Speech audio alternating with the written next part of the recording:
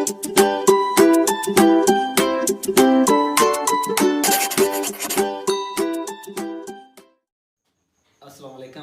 Wasim Hussain is here and you are watching my YouTube channel Jupiter Academy and welcome to my channel Jupiter Academy।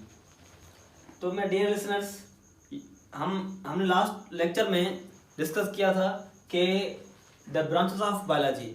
तो उसमें हमने part 1 में discuss किया था the 6th branches of biology. So this our branches of biology part 2।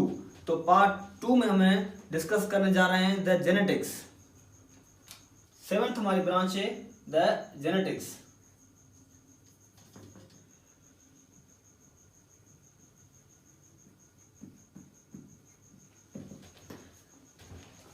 The transfer of hereditary characters, transfer of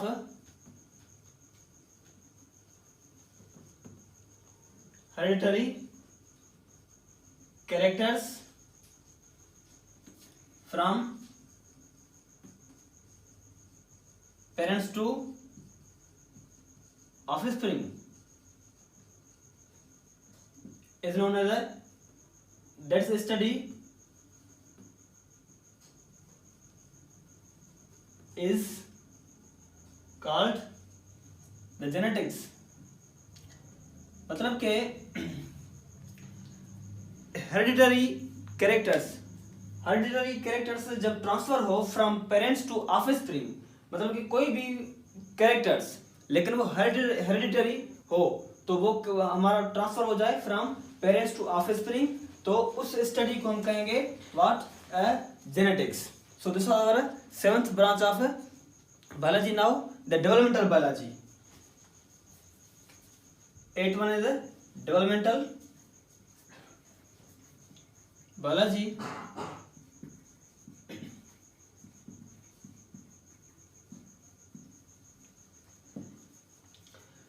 So as we know, the formation of the embryo starts from fertilization.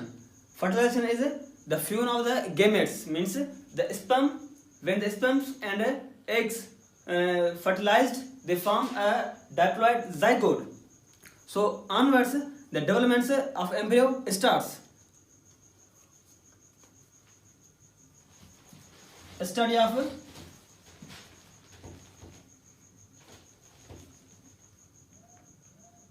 formation of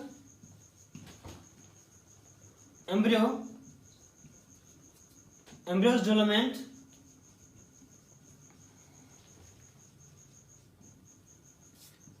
is known as developmental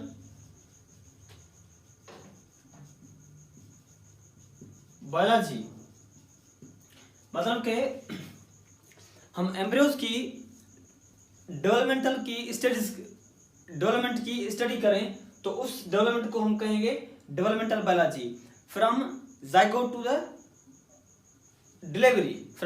the delivery, तो जब हम उसकी total जो developmental studies होगी zygote से fertilization से, उसको हम कहेंगे क्या, द डेवलपमेंटल बायोलॉजी। और 9th one is environmental biology.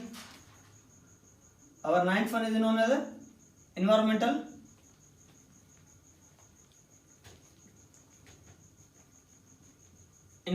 biology. So the relationship of living organism, the relationship of living organism with their non-living environmental factors, मतलब किसी भी लिविंग ऑर्गेनिज्म का और उसके नॉन लिविंग एनवायरमेंटल फैक्टर से relationship हो तो उसको हम कहेंगे एनवायरमेंटल बायोलॉजी। जैसे कि एनवायरमेंट में क्या होता है, एनवायरमेंट में एयर, टेम्परेचर, वाटर, लाइट, तो ये फैक्टर्स होते हैं हमारे एनवायरमेंट में। और living organism directly depend upon these factors of the environment, तो that is known as environmental biology. तो एनवायरमेंटल बायोलॉजी को इकोलॉजी भी कहते हैं, that's also known as ecology. So our 10th one is known as the palaeontology. Our 10th branch of biology is paleontology.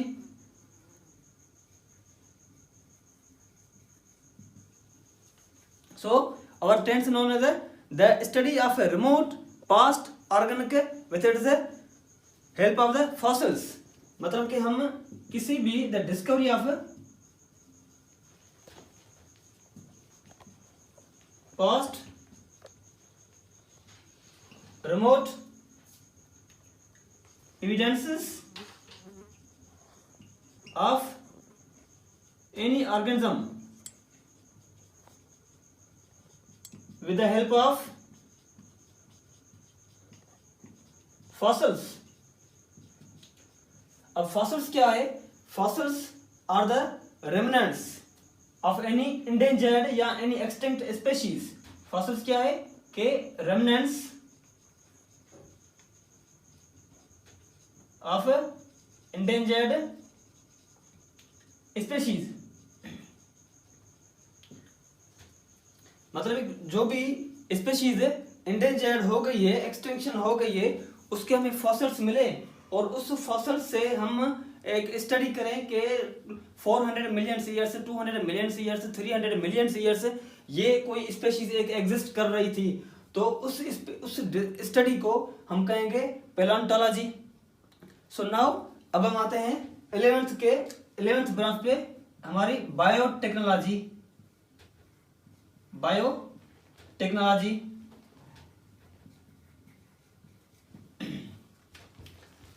The manipulation of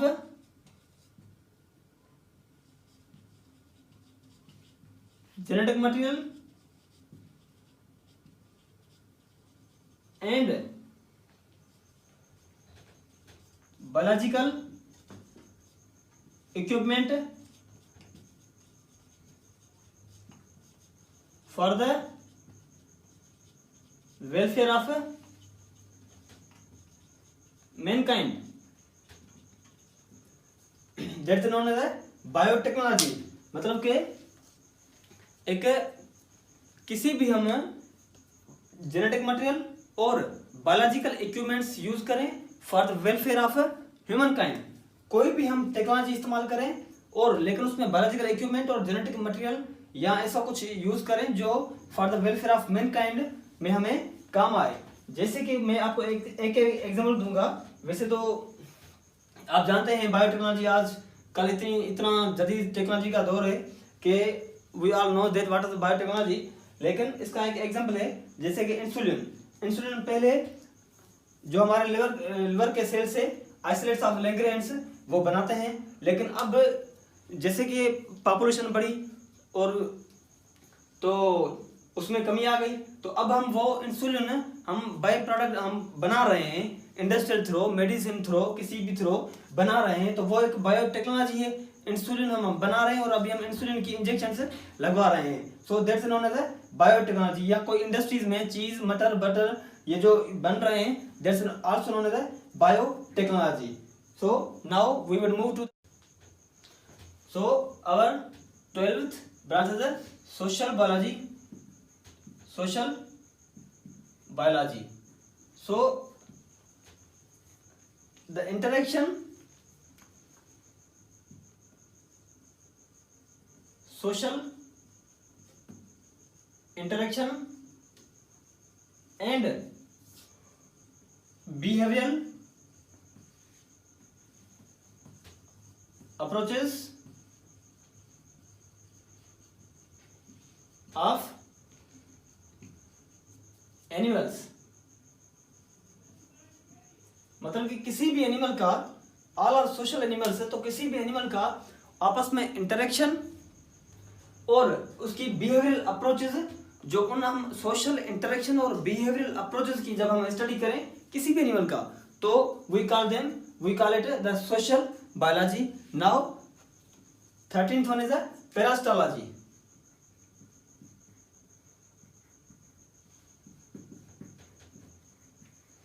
Now 13th one is the parasitology. पहले तो what's parasites. Parasitology को define करने से पहले we must know that what is parasites. तो living organism, these are living organisms which depend on their host for food. Parasites एक living organism होते हैं. ये माइक्रोस्कोपिक होते हैं. तो which depends on their host for food. मतलब किसी भी अपने फूड के लिए, अपने फीडिंग के लिए, अपने रिप्रोडक्शन के लिए, अपने लाइफ को सस्टेन, लाइफ को मेंटेन रखने के लिए किसी भी होस्ट पे डिपेंड करें और उस होस्ट से ही अपना फूड लें, तो उसको हम कहेंगे द पैरासाइट्स. तो now the study of those parasites, the study of those parasites called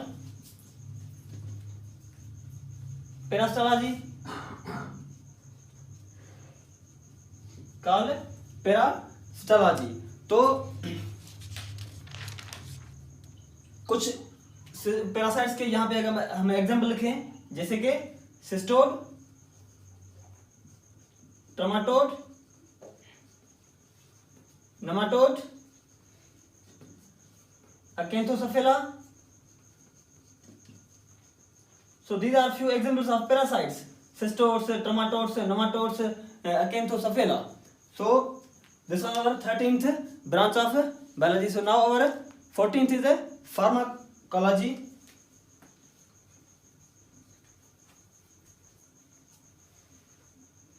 Pharmacology, the study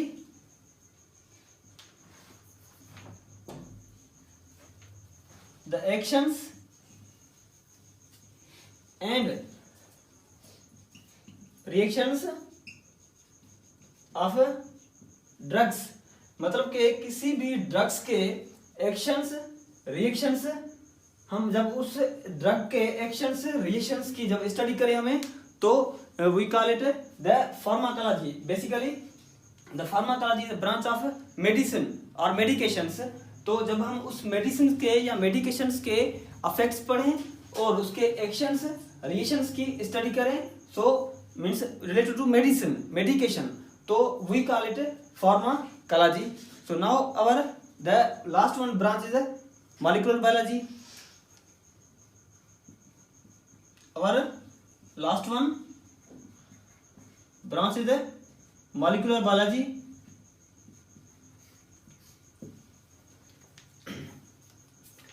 The study of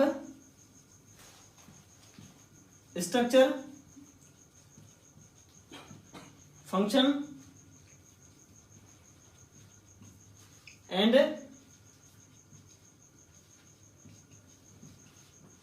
composition of